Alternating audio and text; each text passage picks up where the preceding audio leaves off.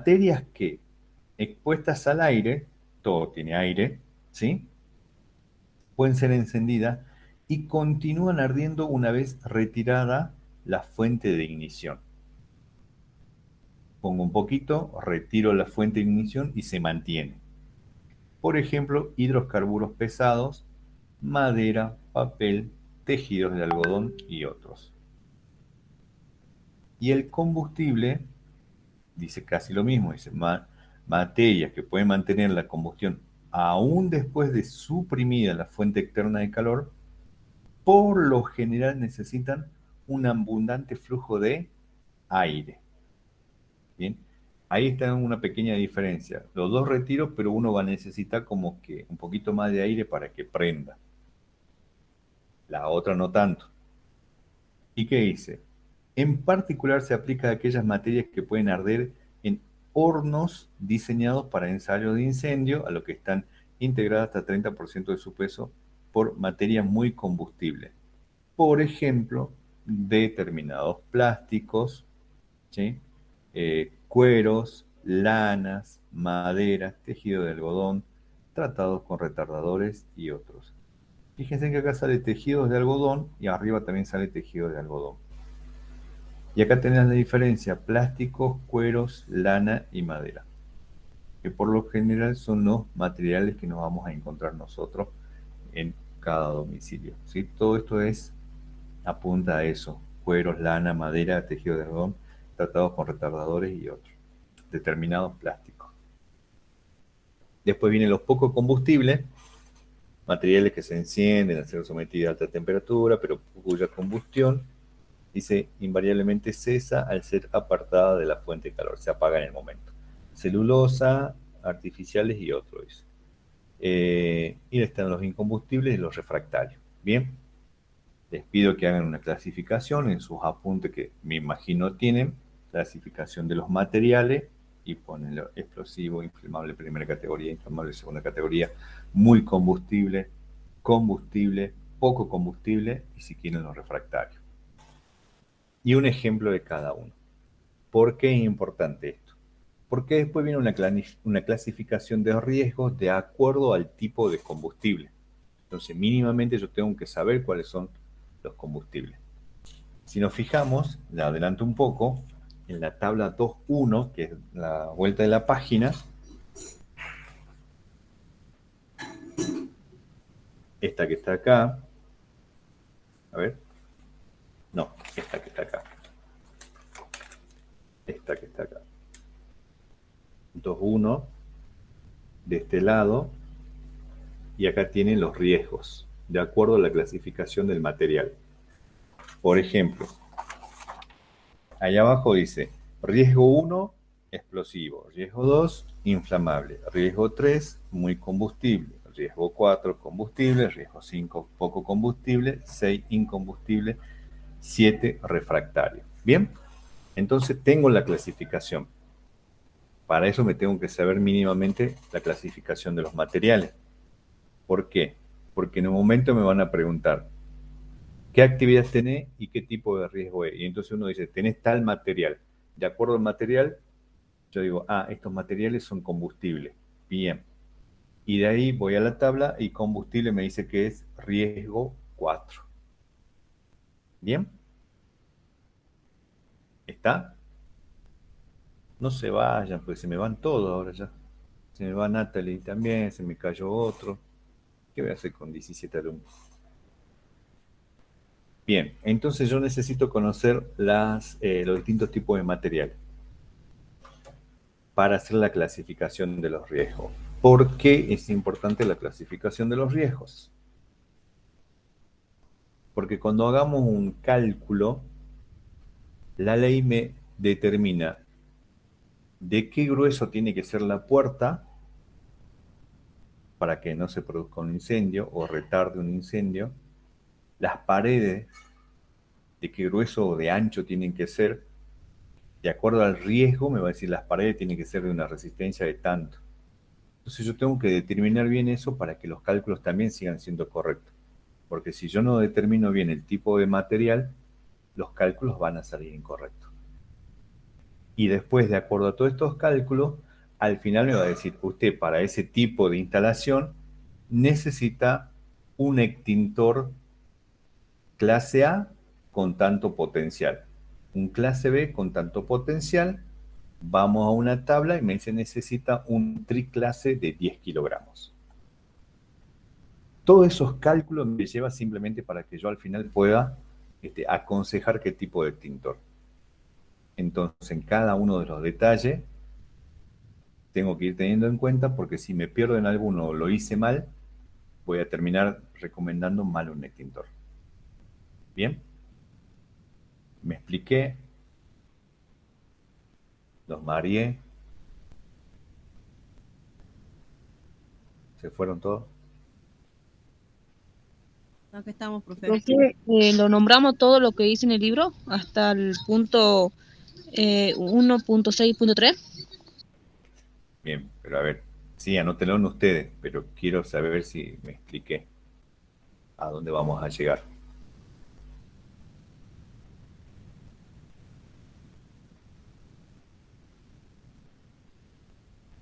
Hola.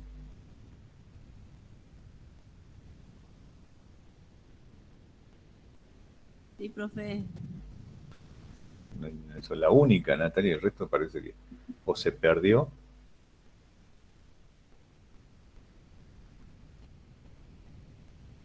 o me dejaron solo. Profe, ¿ese cálculo lo hacemos nosotros o tenemos que controlar que lo hayan hecho, por ejemplo, el personal en caso que sea una empresa grande? Ustedes van a hacer el cálculo. Ah, bien.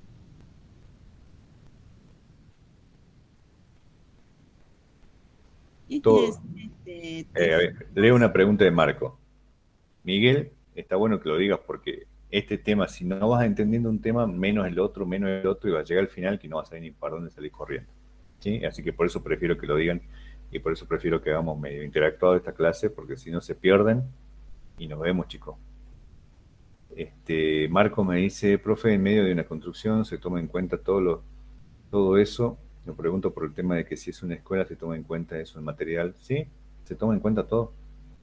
Se tiene que tener en cuenta todo. Les voy a pedir que leamos esto, ustedes que tienen la ley. Y este tema, pero fundamental. En la página 103, donde está la descripción de los materiales, fíjense ahí arriba está el inciso 1.2.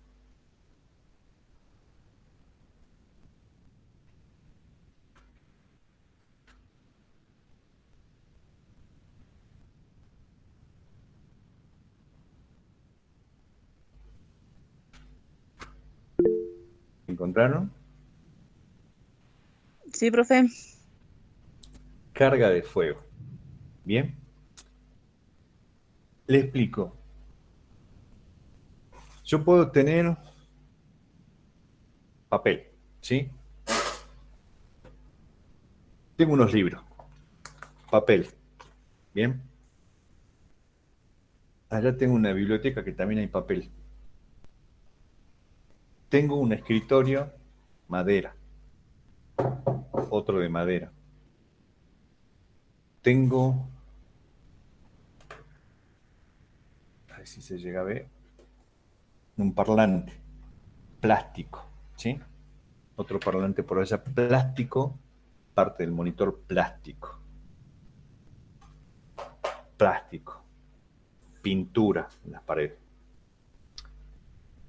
Todo lo que tengo son materiales. A alguien se le ocurrió tratar de hacer una equivalencia entre el poder calorífico de cada material. ¿Para qué? Para sumar una sola cosa. ¿Qué es carga de fuego? Dice, peso en madera equivalente. Entonces a esta persona se le ocurrió, che, yo tengo que tratar de representar el papel, el plástico, madera, plástico, tengo cortinas, tela, ¿sí? Todos son distintos materiales, pero tengo que tratar de representar en uno solo.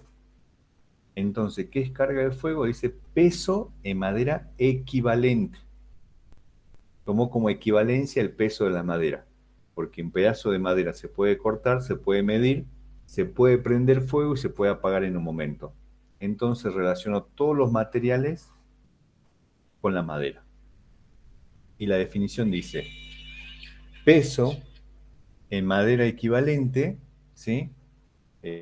Por unidad de superficie, capaz de desarrollar una cantidad de calor equivalente a los de materiales contenidos en el sector de incendio. Bien, entonces hicieron un cálculo. ¿Qué es carga de fuego? Una equivalencia entre todos los materiales que podemos tener, bien, entre todos los materiales, dice peso de madera unidad de superficie, capaz de desarrollar una cantidad de calor equivalente por los materiales contenidos en el sector de incendio. Entonces, cuando nosotros tengamos que hacer un cálculo, cuando ustedes tengan que hacer un cálculo de carga de fuego, vamos a tener que relacionar el papel, la tela, el cartón, la madera, todo para llevar a esto. Dice abajo, como patrón de referencia, se considerará la madera con poder calorífico inferior de 18,41 megajoules. Megajoules es una referencia que hace precisamente cuando uno habla de poder calorífico. Ustedes leyeron por ahí, cuando hacen ejercicio le dice, dice quemar grasa, y estás quemando ¿qué cosa? Calorías. Calorías, ¿sí? Entonces, cuando se refiere a calorías, se refiere precisamente a calor. Entonces, aquí el 18,41 es precisamente calorías, calor. Es una unidad de medida que tiene específicamente la madera. El papel tiene un poder calorífico, el papel. Quédense tranquilos, chicos, que por tabla están el poder calorífico del papel, de la tela, de todo. Tenemos el poder calorífico de todo. Eso ya existe, ya está inventado y está. El problema que vamos a tener que hacer nosotros es que el poder calorífico que a mí me van a dar es de 1 kilogramo de papel.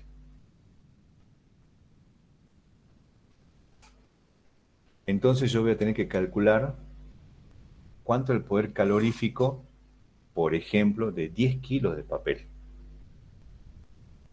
Vamos a seguir con el ejemplo de la madera, porque ahí dice 18,41 megajoules sobre kilogramo.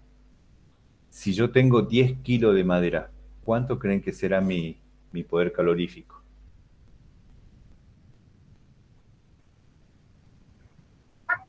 $184. Bien, si 1 kilo es 18,41, 10 kilos multiplico 10 por 148, perdón, por 18,41 y lo divido en 1. ¿Me expliqué?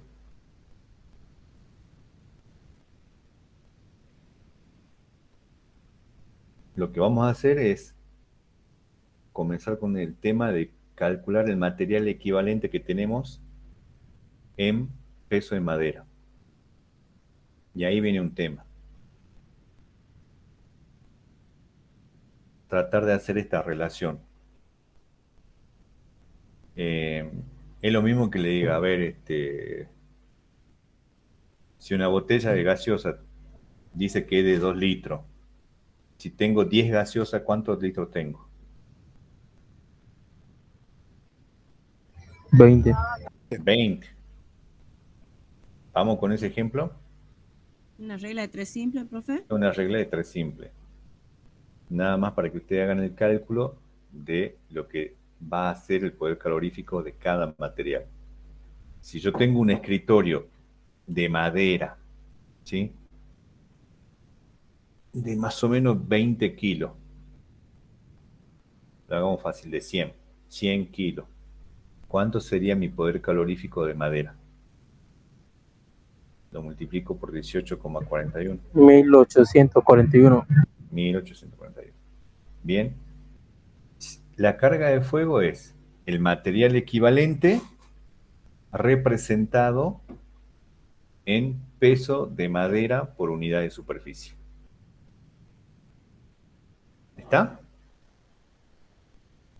No se preocupen que esto lo vamos a repetir hasta que les salga. ¿Bien? Hola. Sí, profe. Sí, profe. Bien. Sí, profe. Fíjense en que ahí al final de la definición dice a los materiales contenidos en el sector de incendio.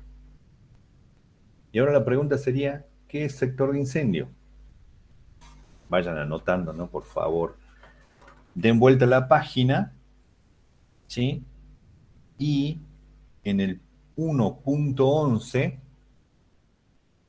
inciso 1.11,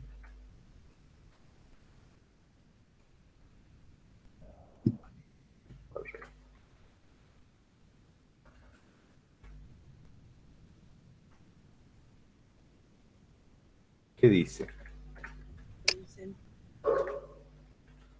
Esta definición, chicos, también es de final, ¿sí? ¿Por qué? Porque la definición dice local o conjunto de locales delimitados por muros, paredes, delimitados por muros y entrepisos. Bien, esto es un sector de incendio. Local o conjunto de locales, local o conjunto de locales delimitados por muros y entrepisos de resistencia al fuego. O sea, estas paredes y el entrepiso tiene que ofrecer resistencia al fuego. ¿Y qué dice esta palabrita? Acorde al riesgo. El riesgo hablaba de los tipos de materiales y la carga de fuego que contiene, comunicado con un medio de escape. Bien, ahora, tengo que saber los riesgos, carga de fuego, que ya medianamente le expliqué, y ahora habla de medio de escape. ¿Cuál es mi medio de escape? Y está en la pantalla. ¿La salida de emergencia? No, mi medio de escape es simplemente una puerta. Ese es mi medio de escape. ¿Por qué? Fíjense, está todo acá en la ley. Vamos a ver el... No se vayan, ¿por qué se van? Me hacen asustar cuando se van, digo, me estoy quedando sin alumno. 1.6. Ahí arriba. Dice medio de escape. Medio de salida exigido que constituye una línea, ¿qué dice? Natural. Natural de tránsito. No puedo salir por la ventana porque no es algo natural. ¿Bien? Entonces, constituye una línea natural de tránsito. Yo no tengo que saltar a la casa del vecino y de ahí salir. Digo, eso no es natural. ¿Sí? Una línea natural de tránsito. Eso es un medio de escape. Yo puedo caminar tranquilo. ¿Qué más? Que garantiza una evacuación rápida, segura, dice, ¿no? Y segura. Cuando la edificación se desarrolla en uno o más niveles, el medio de escape estará, bueno, ahí ya me explica los niveles de sección con respecto a los medios de escape. Entonces es un lugar de qué? De tránsito, medio de salida exigido que constituye una línea natural de tránsito. Algo natural.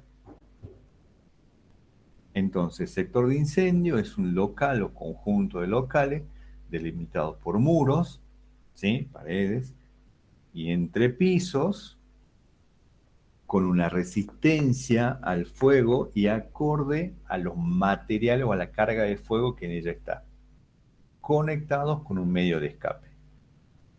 Bien, fíjese un poquito más arriba del sector de incendio, sigamos leyendo. Dice, los trabajos que se desarrollan al aire libre se considerarán como sector de incendio.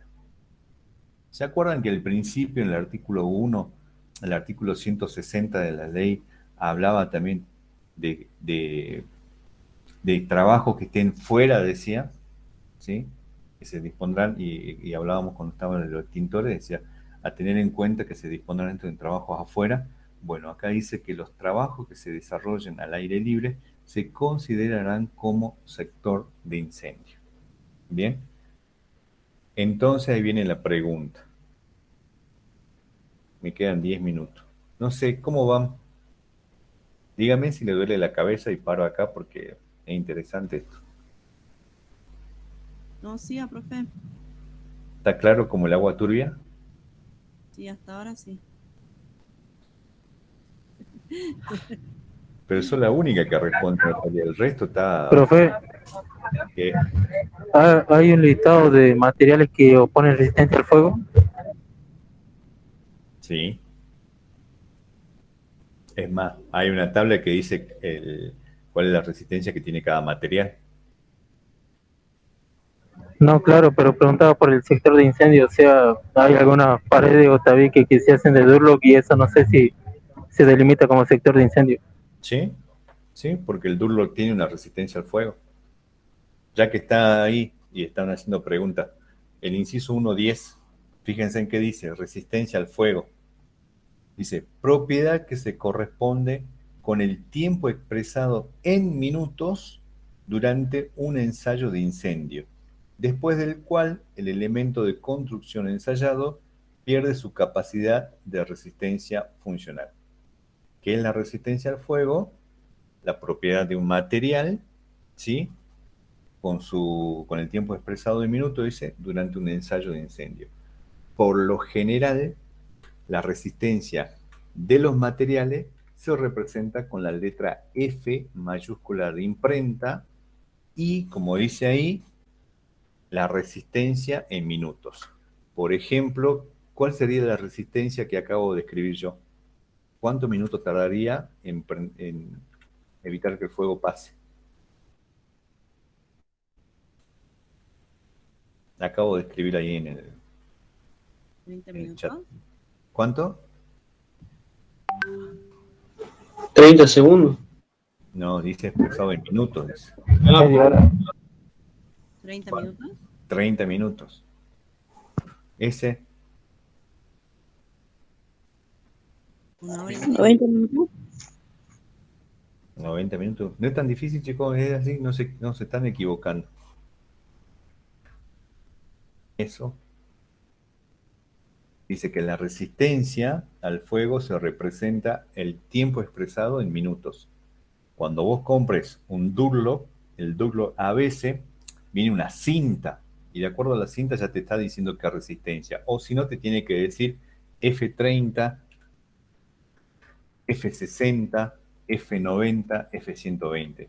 Te está diciendo que ese Durlock tiene una resistencia al, ¿cómo se llama? Al fuego de 30 minutos. O sea, se va a arder, pero tenés 30 minutos hasta que eso, pum, ya no tenga más resistencia, por ejemplo, un F30. Bien. Todos los Durlock también vienen con su resistencia al fuego. Deber para la casa, ya que están en casa, ¿sí? Y lo van a poder encontrar. Ponen resistencia de los materiales, resistencia al fuego de los materiales y le va a salir un listado. Si no le sale el listado, me avisan, la semana que viene lo publico yo. Pero sale ya. Paredes de bloque, de ladrillo, ladrillo hueco, ¿sí? Ya da una resistencia más o menos al fuego. Bien. Hoy aprendieron de todo, chicos. Carga de fuego, sector de incendio, medio de escape, resistencia al fuego, clases de fuego, los 5 objetivos de protección contra incendio y la clasificación de los materiales. Tranquilamente, chicos, tienen una semana para volver a repasar todo esto. El 17 es feriado, no sé si la otra semana habrá clase o no, pero igual, vamos a entrar ya al 24, 23 y 24 de septiembre. Tengo que avanzar para que aprendan a calcular por lo menos la carga de fuego. Después hay que hacer otros cálculos, ¿sí? Y en 2 clases más o menos esperemos que ya el 17, 16, 17, 16, 15, El 22 de octubre tendrían que estar tomando un examen sobre esto. Y necesitarían por lo menos 2 clases para hacer los ejercicios. Y el ejercicio o los trabajos prácticos van relacionados desde lo primero, carga de fuego, cantidad de extintores, tipo de extintores, tipo de riesgo, medios de escape, ¿sí? Potencial extintor y cantidad de personas que pueden haber en una habitación. Entonces todo va relacionado con todo. Bien, yo no tengo drama si pregunto y me dicen, profe, no entendí nada, lo explico de vuelta. Pero si ustedes no me dicen nada, yo supongo que sí lo entendieron y avanzo. Y cuando lleguen a trabajo... ¿Un repaso? ¿Qué? Un repaso. ¿Cuándo? La semana que viene, así. Bueno, tómense en el trabajo de anotar lo que yo les dije, los temas, léanlo, lo charlamos la semana que viene, por lo menos la primera hora hacemos un repaso y después tenemos que seguir avanzando, ¿sí? Porque tenemos que llegar a los trabajos prácticos y tenemos que llegar a determinar, y es más, como les digo, hasta el 22, porque después del 22 vamos a ir al recuperatorio, ya estamos hablando de noviembre, ¿sí? Y si no le fue bien en el recuperatorio, vamos a un flotante que vamos a ir en la segunda semana de noviembre, donde ya vamos terminando las clases, hacia el 15 o 19 de noviembre, y de ahí ya nos quedan 2 semanas de cierre a nosotros, y ustedes pueden rendir en la primera semana de diciembre, si regulariza. Bien.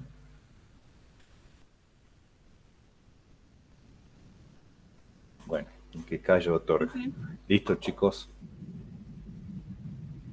Por lo menos 20 minutos, pero sí, yo les pido por favor, si cuando yo ingrese tratemos de que sean todos puntuales, ingresen en el momento, así no...